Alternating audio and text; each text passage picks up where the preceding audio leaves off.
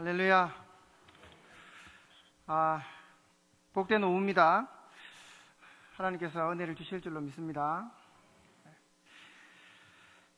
성도는 모두 택함을 받아 불러진 자들을 말합니다.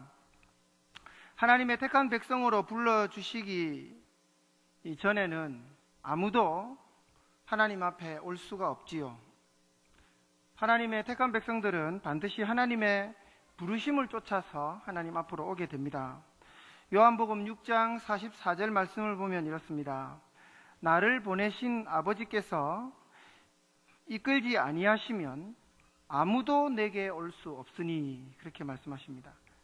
그러니까 이 세상에 있는 사람들 중에 스스로 하나님께 올 수 있는 사람은 아무도 없는 것입니다.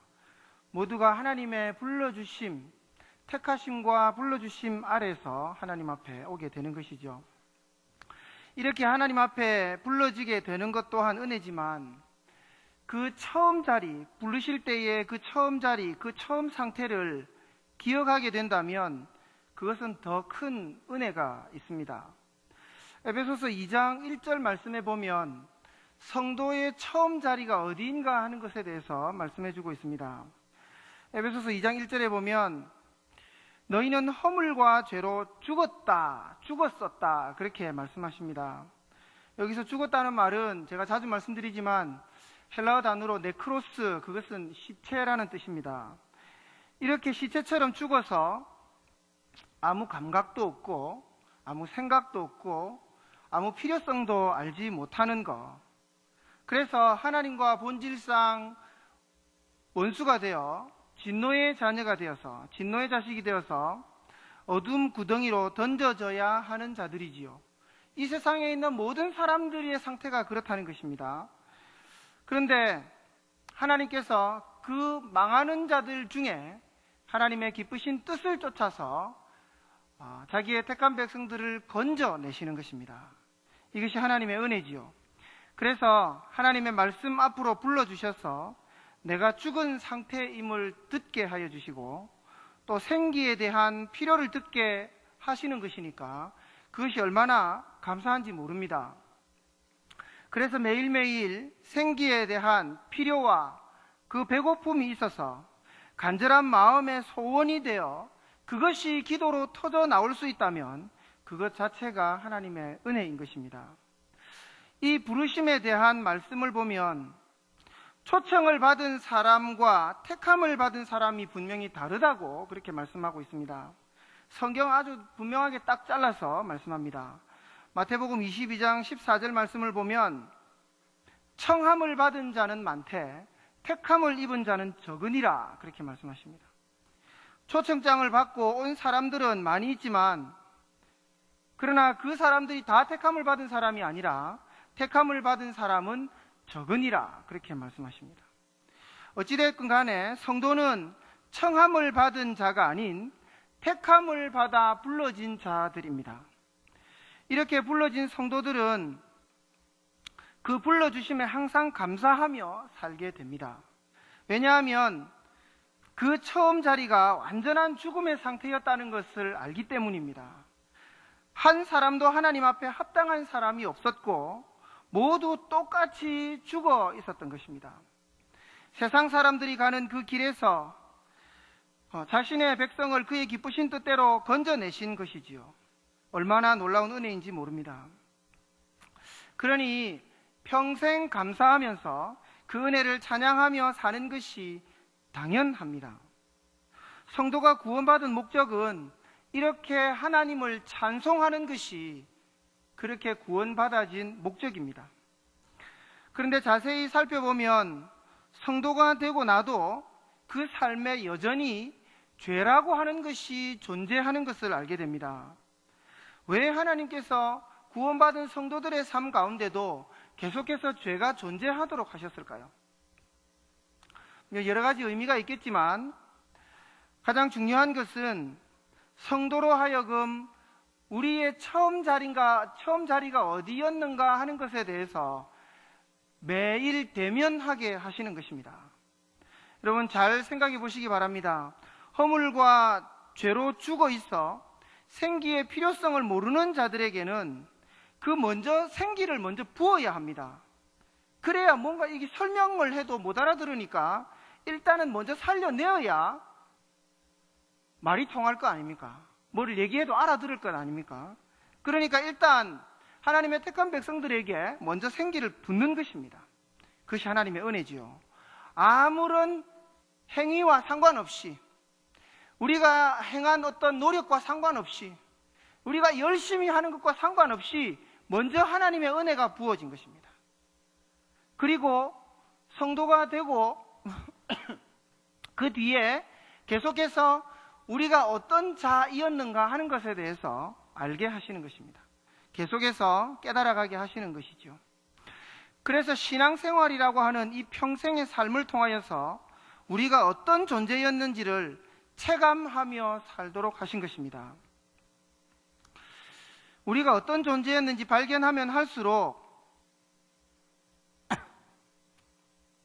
은혜는 더하여져 가는 것입니다. 그래서 로마서 5장 20절 말씀에 보면 율법이 들어온 것은 범죄를 더하게 하려 함이라. 그러나 죄가 더한 곳에 은혜가 더욱 넘쳤나니, 이렇게 말씀하고 있습니다. 율법이 들어온 것은 범죄를 더하게 하려 함이라 했어요. 그러니까 이 자리에서 하나님의 말씀이 선포되는 것은 죄를 더하게 하기 위함입니다. 이상하지요? 우리의 원래의 자리를 깨닫고 드러내는 것입니다. 그래서 우리가 원래 어떠한 자이었는가, 우리의 원래의 모습이 무엇인가 하는 것을 하나님의 말씀이 계속해서 벗겨내시는 것입니다. 그래서 우리의 처음 자리를 계속해서 대면하게 되고, 그렇게 하는 것은 하나님의 은혜가 더욱 넘치게 하려 함이라 했습니다. 그렇게 자신의 모습이 계속해서 벗겨지고 발가벗겨질 때에 자기의 원래의 모습이 다 드러나게 되고, 그러므로 이 모든 죄를 덮으신 하나님의 은혜가 얼마나 놀라운가 하는 것을 깨닫게 되는 것입니다. 그러니 신앙의 연수가 더하면 더하여질수록 자신의 원래 자리에 대해서 더 많이 알게 된다는 결론이 나옵니다. 그러니까 신앙의 연수를 많이 가지면 많이 가질수록 나의 원래의 자리가 어떤 자리인가 하는 것에 대해서 빠삭한 거예요. 다 아는 겁니다. 여러분, 하나님 앞에 불러진 자들이 자격이 있어서 불러진 자는 한 명도 없습니다. 다 그냥 사망 가운데로 던져져서 그렇게 살고 있던 자 중에 하나님이 빼내신 거잖아요. 그러니 그 은혜를 아는 자가 되려면 내가 원래 어떤 곳에 있었던가, 내가 어떤 자로 있었던가 하는 것에 대해서 아는 자인 것입니다. 그러니 평생 이것을 알아간 사람은 신앙의 연수가 더하여지면 더하여질수록, 또 우리의 인생의 마지막이 가까워오면 가까워올수록 자기의 실체를 알게 되기 때문에 할 말이 없어지는 것입니다. 할 말이 없어요. 내가 원래 어떤 자이었는가 하는 것을 깨닫게 되니까요. 할 말이 없어지는 것입니다. 내가 뭔가 잘한 것이 있어도 그것을 자랑할 수도 없어요. 내가 뭔가 위대한 업적을 가지고 있어도 그걸 말할 수 없는 것입니다.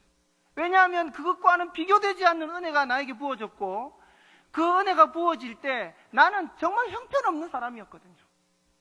그 처음 자리에 대해서 오늘도 매일 경험되고 있기 때문에, 오늘도 하나님의 말씀이 나를 계속해서 벗겨가시기 때문에, 그거 앞에서, 그 하나님의 구원 앞에서 나는 할 말이 없어지는 것입니다.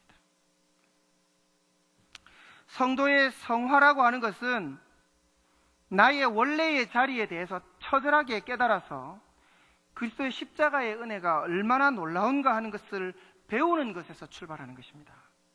성화는 껍데기를 바꾼다고 성화가 되는 것이 아닙니다. 성화는 이 속이 바뀌어야 됩니다. 내 원래의 자리를 깨달아야 합니다. 그래야 그리스도를 알게 되기 때문입니다. 성경에서 말하는 성화는 그리스도를 아는 것이라 그랬습니다. 그리스도를 충만히 아는 것이라 했습니다. 그리스도를 아는데 자라가는 것이라 했습니다. 그것이 자라가는 것, 그것이 성화인 것입니다. 그러려고 하면 처음 나의 자리, 내가 어떠한 자리에 서 있었던가, 지금도 내가 십자가의 보혈이 아니면 내가 어떤 자가 되고 마는가, 그것을 깨닫는 것입니다.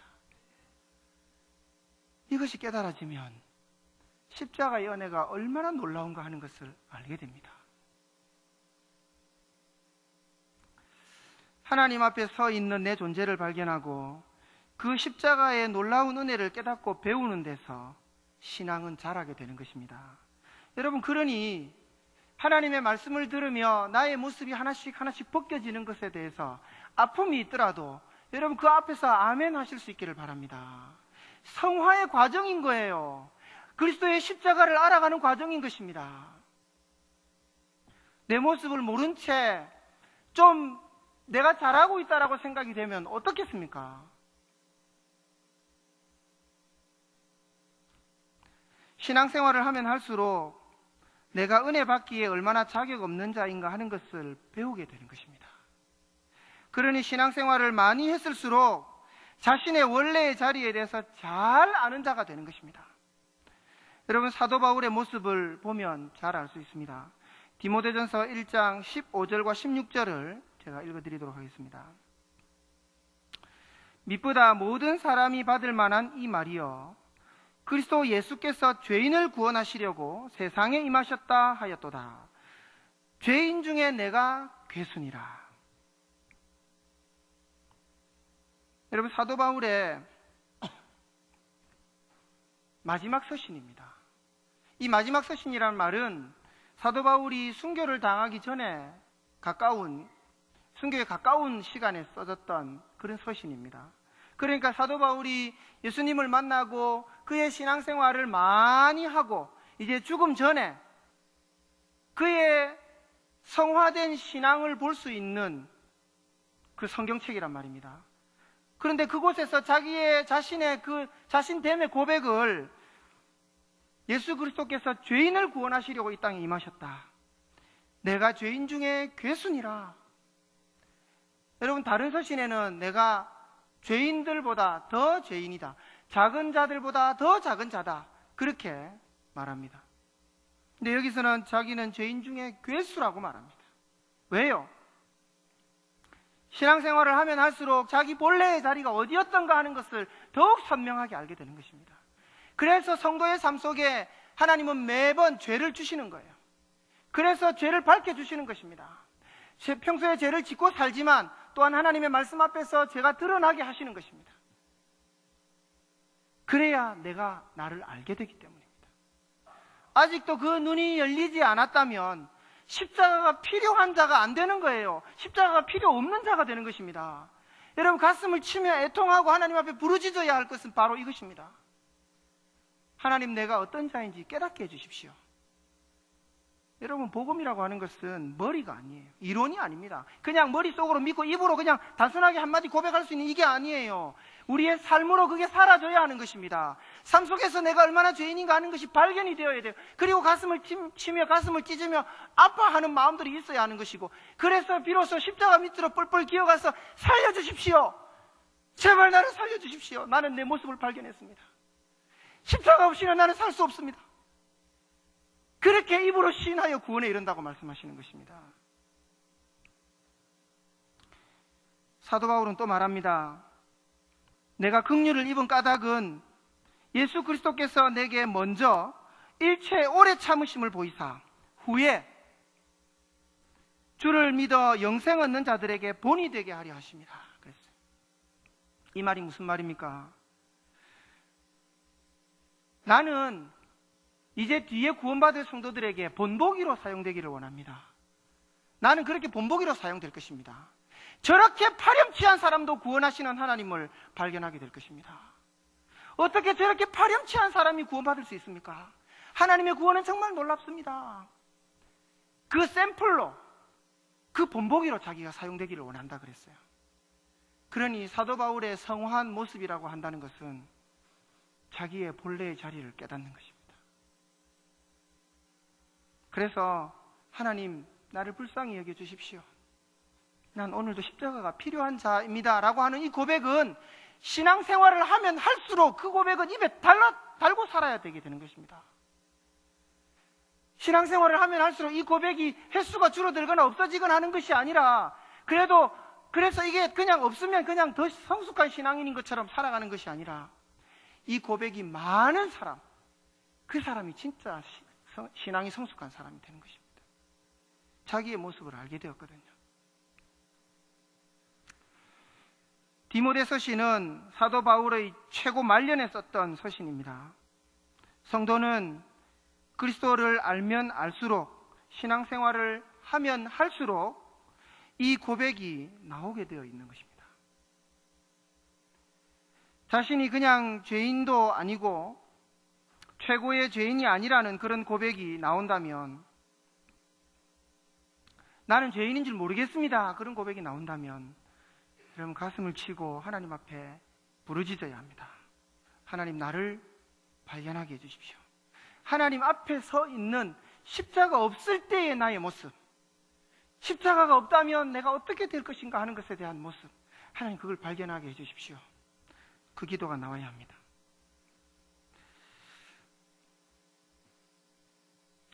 그리스도 예수께서 죄인을 구원하시려고 세상에 임하셨다 하였도다.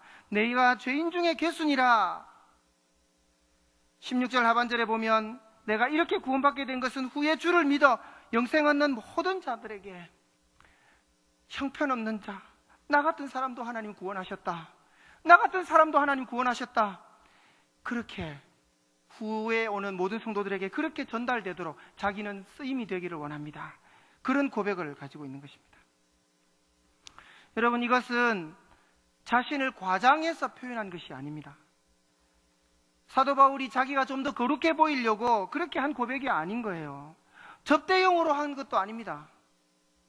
서신서를 읽어보면 사도 바울의 이런 고백은 무수히 많습니다. 이런 고백이 얼마나 많이 등장하는지 몰라요.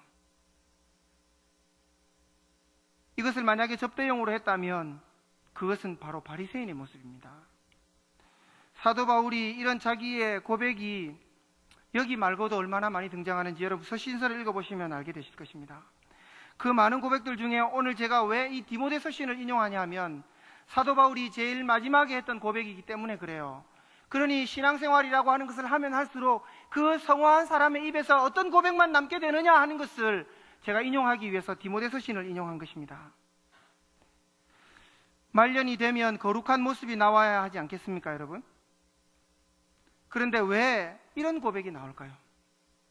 신앙생활 안에는 성도의 본래의 모습을 계속해서 벗겨가시는 하나님의 작업이 반드시 있기 때문입니다.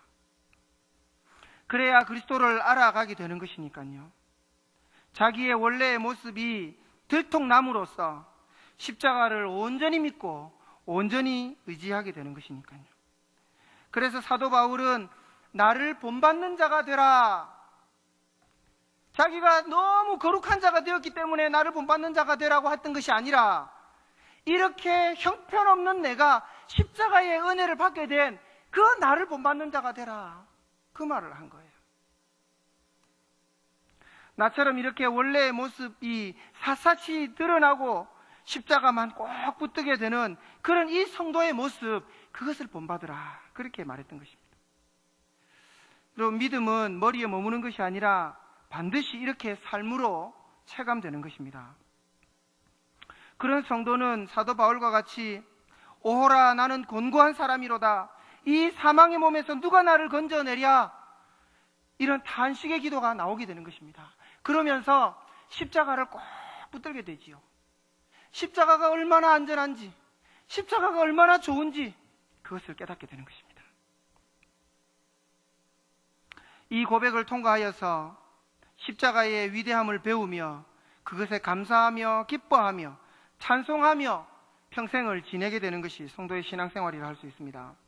그래서 죄를 발견하면 발견할수록 그곳에 은혜가 넘치고 은혜가 더하여지기 때문에 그 현장이, 내 죄가 밝혀지는 그 현장이 바로 찬송의 현장이 되는 것입니다. 여러분, 성도를 구원하시는 목적, 성도가 구원받아 평생 동안 해야 하는 그 일, 그 위대한 십자가를 찬양하고 위대한 구원의 계획을 창세전부터 세우셔서 신실하게 이루어가고 계시는 하나님을 찬송하게 하는 것, 그것이 사람의 인생 사는 제일 되는 목적인 것입니다.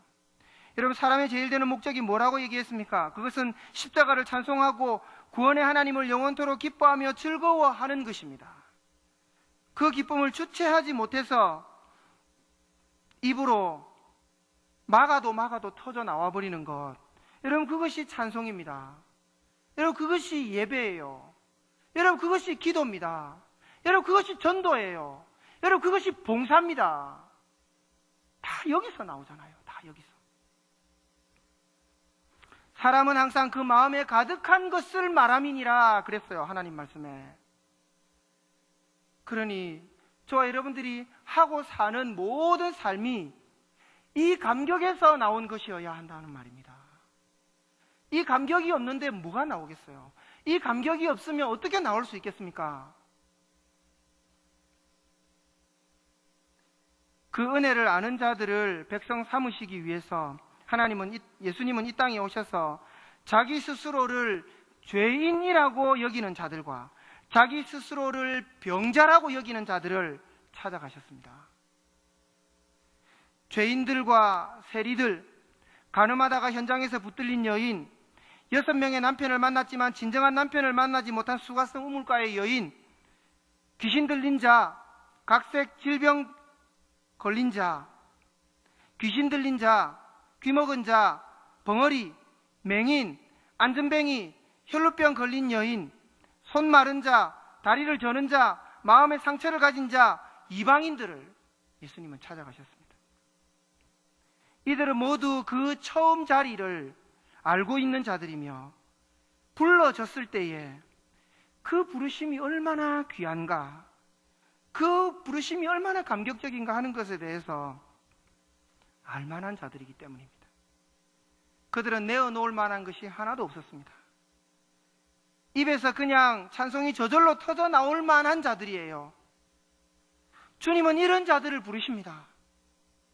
자기가 병자라고 여기는 자들을 부르시는 거예요. 자기가 죄인이라고 여기는 그 자들을 하나님은 부르시는 것입니다. 여러분, 이것이 얼마나 심했으면 오늘 본문의 바리새인들이 제자들에게 묻습니다. 어찌하여 너희 선생은 세리와 죄인들과 함께 먹느냐? 그때 예수님은 대답하셨습니다. 오늘 본문 12절과 13절 말씀입니다. 우리 같이 오늘 성경 본문에 있습니다. 마태복음 9장 12절과 13절 우리 함께 읽어보겠습니다. 예수께서 들으시고 이르시되 건강한 자에게는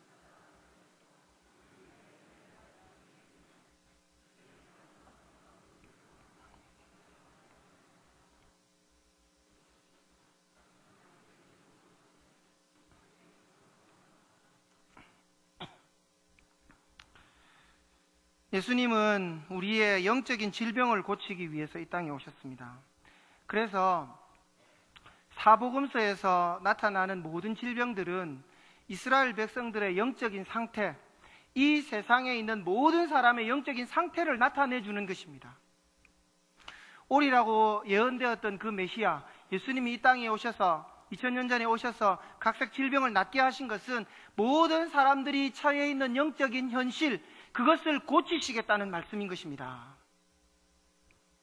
죽어서 아무 감각 없는 나병 걸린 자들, 나병은 감각을 못 느끼지요.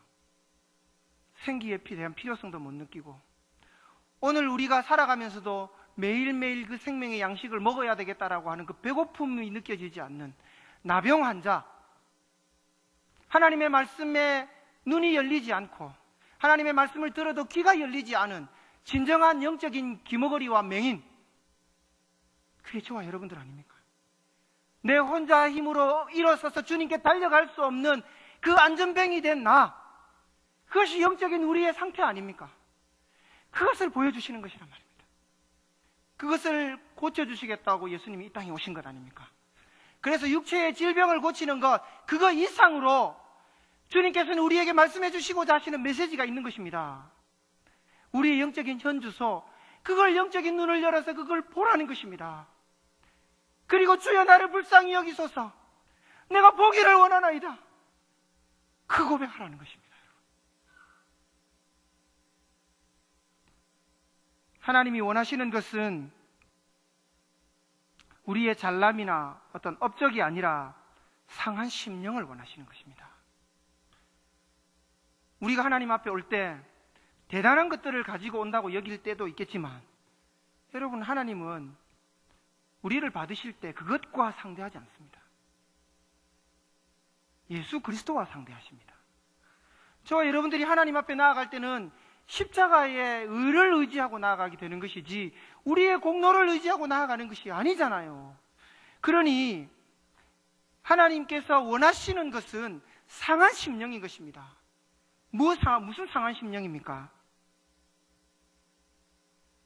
우리의 애통함거리들 전부 다 그것입니다. 하나님, 왜 나는 그것이 느껴지지 않습니까? 왜 말씀을 들어도 이것이 깨달아지지 않습니까? 이 머리로는 알겠는데 왜 이게 삶으로 그렇게 경험되지 못합니까?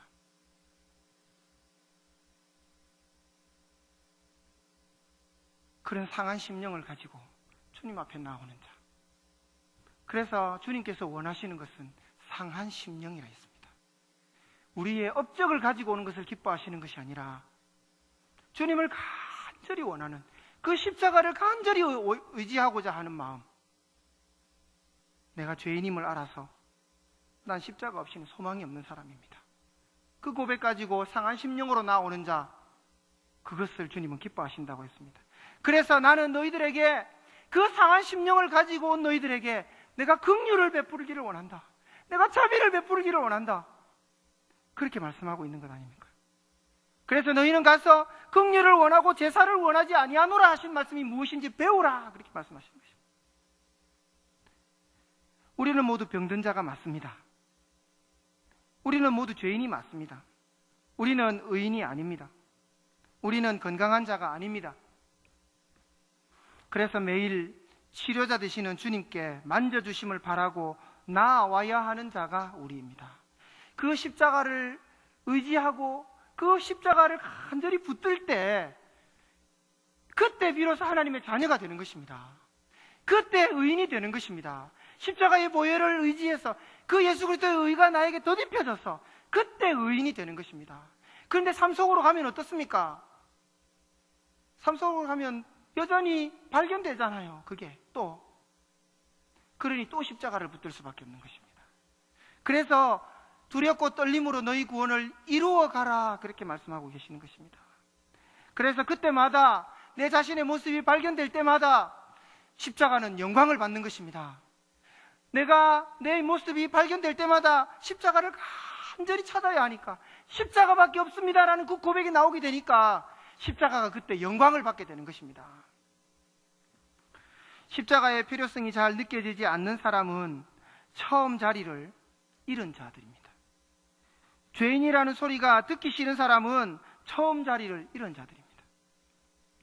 누구든지 자기가 죄인임을 깨닫고 자기의 비참함을 깨닫고 벌거벗었음을 알았다면 그는 십자가로 달려갈 것입니다. 그래서 우리의 신앙생활은 매일 십자가로 달려가는 삶입니다. 매일 십자가로 달려가는 삶이에요. 그 의를 간절히 의지하려고 달려가는 삶인 것입니다. 그래서 사도 바울은 내가 얻었다 함도 아니요 이루었다 함도 아니라 내 앞에 있는 그것, 그 십자가를 붙들기 위하여 오늘도 내가 달려가노라, 그렇게 말씀했습니다. 매일 우리의 삶을 죄 속에 두신 것과 매일매일 예수 그리스도라는 그 양식을 먹으라고 하셨던 그것을 잘 기억하시기를 바랍니다. 그래서 나의 본래의 자리를 매일 기억하며 십자가의 은혜를 찬송하는 백성이 되시기를 주님의 이름으로 축복합니다. 주신 말씀을 기억하며 우리 합심해서 기도하겠습니다. 하나님, 오늘도 내가 하나님의 은혜를 아는 백성이 되기를 원합니다. 처음 자리에 대한 고백이 더욱 분명해지는 삶이 되기를 원합니다. 살면 살수록 내 처음 자리가 무엇인지 계속 밝혀지게 하여 주시고, 예수 그리스도의 십자가 없이는 내가 얼마나 비참한 존재인가 하는 것을 매일매일 경험하고, 그 십자가에 대한 목마름으로, 그 생명수에 대한 목마름으로, 그 생명 양식에 대한 목마름으로 매일 주님에게 달려가는, 십자가로 달려가는 삶이 되게 하여 주옵소서. 주신 말씀을 기억하며 우리 합심해서 기도하시고, 우리 담임 목사님 청빙과 또 우리 장로님들을 위해서 이 시간 우리 합심해서 기도하겠습니다. 주신 말씀을 기억하며 기도하겠습니다. 살아계신 하나님 아버지 감사합니다. 하나님의 은혜를 아는 백성이 되기를 원합니다. 매일 우리의 삶 가운데 여전히 우리에게 죄를 주시고 불충성함을 주시는 것은 그 은혜 가운데로 달려가게 하기 위함임을 깨닫습니다. 하나님, 오늘도 십자가로 달려가기를 원합니다. 오늘도 우리의 모습이 하나씩 하나씩 벗겨지고 마침내 발가벗겨져서 우리의 원래의 모습이 무엇인지를, 우리의 가련함과 우리의 헐벗었음을 알게 하여 주시고, 그래서 십자가로 달려가 예수 그리스도의 그 의의 옷으로 덧입게 하여 주시고, 그 생명수로 배고픔을 채우며 우리의 목마름을 채우며 그 풍성함을 누리며 사는 우리가 되게 하여 주시기 바랍니다.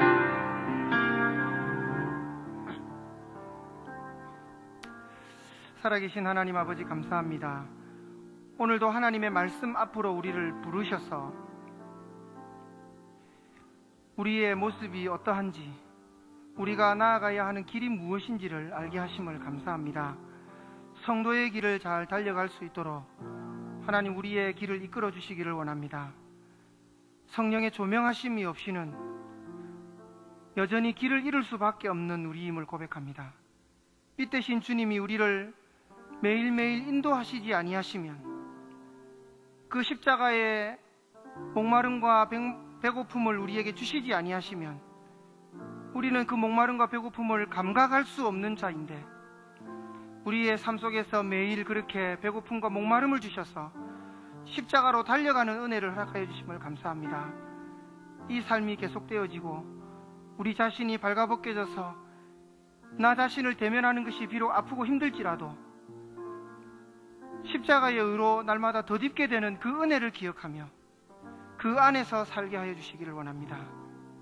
세상의 여러 가지 화려한 옷으로 우리를 치장하지 아니하고 예수 그리스도께서 입혀주시는 나의 수치를 가릴 수 있는 그 단 하나의 흰 옷을 의지하는 저희들 되게 하여 주시기를 원합니다. 그래서 그 십자가의 의만을 의지하며 평생 살아가게 하여 주옵소서. 예수님의 이름으로 기도하옵나이다. 아멘. 주 예수 그리스도의 은혜와 하나님 아버지의 사랑과 성령의 교통하심과 지혜 주심이 예배하는 모든 성도들 머리 위에 항상 함께 있을지어다. 아멘.